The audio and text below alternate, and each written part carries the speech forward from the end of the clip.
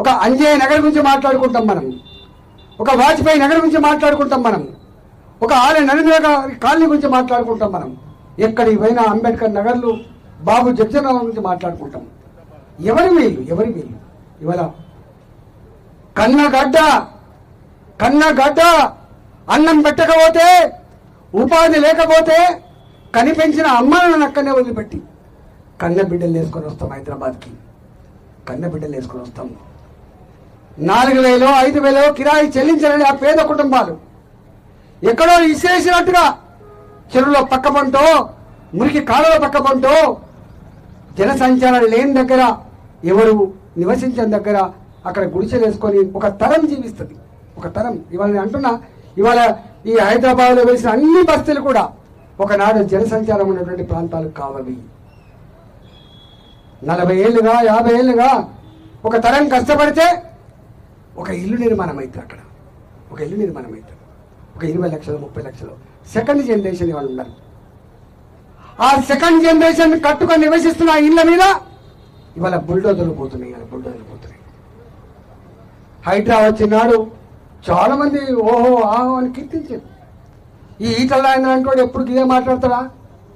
Progressive ఆలోచించడా? ఇట్లనే ఉంటుందా? చెరువులు కబ్జా కావుడేనా?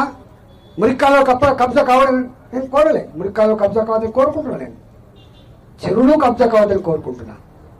కానీ 70 ఏళ్ళ క్రితమో 80 ఏళ్ళ క్రితమో ఇవాళ ఆయాన్ కన్వర్షన్ చేసుకొని ఆ చెర్లల్లో పట్టాలిచ్చి ఇల్లు కట్టుకుంటే ఇవాళ నువ్వు వచ్చి అవి కూలగొడతా అంటే కబర్దారని చెప్పి హెచ్చరించిన తప్ప ఒప్పందం చెప్పండి. మూసినది ప్రక్షాళన జరగాలని కోరినప్పుడు నేను కూడా సంతోషిస్తాను. మా పిల్లలు కూడా ఈత కొట్టాలని కోరుకుంటాడు. కొబ్బరి నీళ్ళు లాంటి మూసి పాలని కోరుకుంటాం.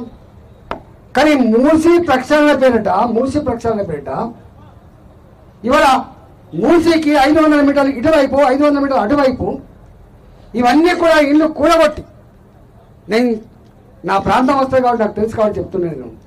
ఎప్పటి చైతన్యపురి ఇప్పటిదా? చైతన్యపురి 50 ఏళ్ళ క్రితం ఉన్నటువంటి చైతన్యపురి. నేను చిన్నప్పుడు చదువుకున్నప్పుడు చైతన్యపురి వచ్చింది.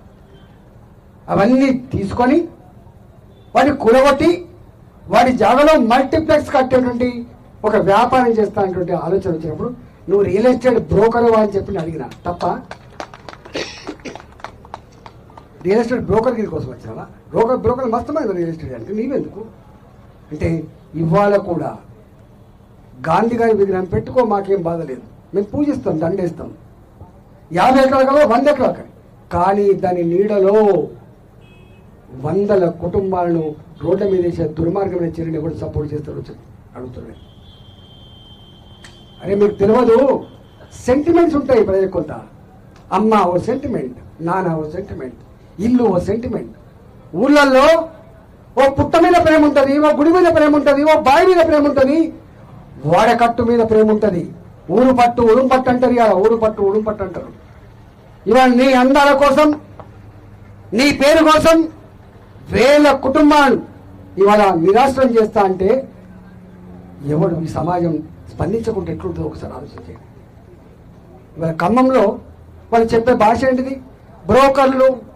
బ్రోకర్లు కావచ్చు, మీకు కావట్లేదు, కానీ వాళ్ళు పేదోళ్ళు.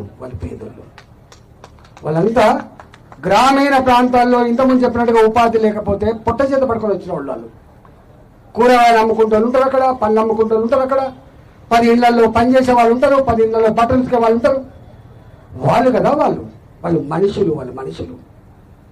ఒకవేళ ఇవాళ లెక్క రేవంత్ రెడ్డి క్లాక్ కనుక ఇవాళ ఖమ్మంలో గుడిసెలు కూలగొట్టాలి, ఇవాళ మా గాజుల రామారంలో ఇల్లు కూలగొట్టాలంటే ఇవాళ ఇన్ని బస్తీలు ఉండేది కాదు. ఇవాళ దాడి జరుగుతున్నది. వాళ్ళంతా ఎస్టీలు, ఎస్సీలు, బీసీలు, అనగాడిన వర్గాలు తప్ప ఉన్న వాళ్ళు ఎవరు లేరు. బాధ అనిపించే అంశం ఏంటంటే అసలు ఈ రాజ్యం ఒక్కోసారి బాధ అనిపించి పాడైపోను.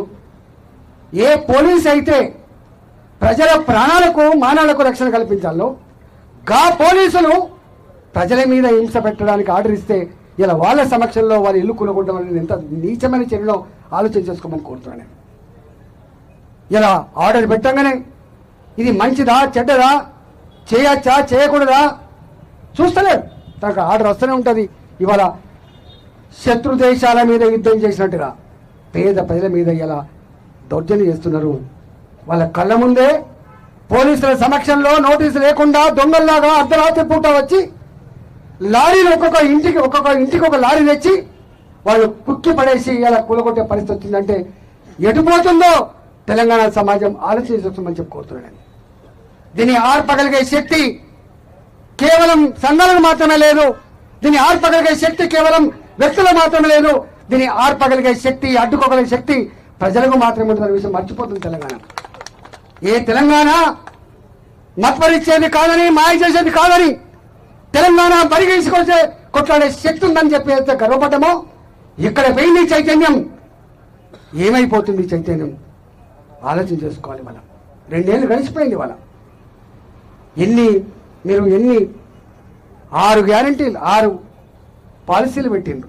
బీసీ పాలసీ, విద్యార్థి పాలసీ, రైతు పాలసీ, 66 హామీలు, 400 రకాల పనులు ఇవాళ ఏం అమలవుతున్నాయి? నేను అంటే చాలామంది నవ్విండ్రు. చిరంజీవి లాంటి వాళ్ళకు తెలిసి ఉండాలి. అప్పుడు నేను మాట్లాడినా, అరే 5,000 కోట్ల రూపాయలు అదనంగా ఖర్చు పెట్టే సత్తా ఈ రాష్ట్ర ప్రభుత్వం దగ్గర లేదు, ఎట్లా ఇస్తున్నావు 40,000 కోట్లకు 50,000 కోట్లకు హామీలు అని చెప్పి నేను అడిగినా. వాళ్ళు ఇచ్చిన హామీలు అమలు చేయాలంటే 1,00,000 కోట్ల రూపాయలు సంవత్సరానికి అదనంగా ఆదాయం కావాలి. ఆయన అన్న మాట ఏంటంటే, ఈ ఈట్ల రాజేంద్ర తెలియకూడదా, ఈట్ల రాజేంద్రకే చదువు వస్తుందా, మాకు తెలియదా? ఒక ముక్క జాగమ్మితే 40,000 కోట్ల రూపాయలు ఇట్లా సునాయాసంగా ఇస్తా అని చెప్పిండు. కానీ ఆ ముక్క జాగాలు మీకు తెలుసో తెలియదో, నేను సజీవ సాక్షిని. ఇప్పుడు మల్కాయిరి పార్లమెంట్ ఉన్నా, నేను మల్కాయిరి పార్లమెంట్. వీళ్ళు మాట్లాడుతున్నది 60 గజాల పేదల గురించి మాట్లాడుతున్నారు, కూలగొట్టడానికి 100 గజాల పేదల గురించి మాట్లాడుతున్నారు. నేను స్వయంగా చూసిన 2007లో ఎల్లమ్మ బండ ఒక 300 ఎకరాలు ఉంటుంది. 150 ఎకరాలు ఆనాడు రాజశేఖర గారి పేదలకు ఇళ్ళ జాగాలు ఇచ్చిండు. ఇల్లు కట్టుకున్నారు అక్కడ. ఒకటే సర్వే నంబర్, ఒకటే భూమి, దాని పేరు ఎల్లమ్మ బండ. Same survey number, same government భూమి, సుప్రీంకోర్టులో మేనేజ్ చేసుకొని తీర్పు వాళ్ళకు అనుకూలంగా తెచ్చుకొని 7,000 కోట్ల రూపాయల విలువైన భూమిని కొద్దిమంది పెద్దలు గద్ద లెక్క తనకపోతున్నారు. ఇవాళ 7,000 కోట్ల రూపాయలు నిజంగానే ఆ ముక్క పైసలు వస్తే మా లక్షల మంది విద్యార్థులుగా చదువుకుంటున్నారో, 5 ఏళ్లుగా ఫీజులు కట్టలేక ఆత్మహత్య చేసుకుంటున్నారో, ఫీజులు కట్టలేక వాళ్ళ సర్టిఫికేట్లు ఆగిపోతున్నాయో, ఇవాళ గది కదా కోరుకున్నది. మేము నీ ముక్క జాగా నా పిల్లల ఫీజు కోసం పనికొస్తా అనుకున్నా, ఆ ముక్క జాగా నా హాస్టల్లో చదువుకునే పిల్లల భూ కోసం పనికొస్తా అనుకున్నా, ఆ ముక్క జాగా పైసలు నా పేదల ఇళ్ల కోసం పనికొస్తా అనుకున్నా. కానీ నా ముక్క జాగా ఇవాళ గద్దల్లాగా తనకపోయే భూ బకాసురుల భూ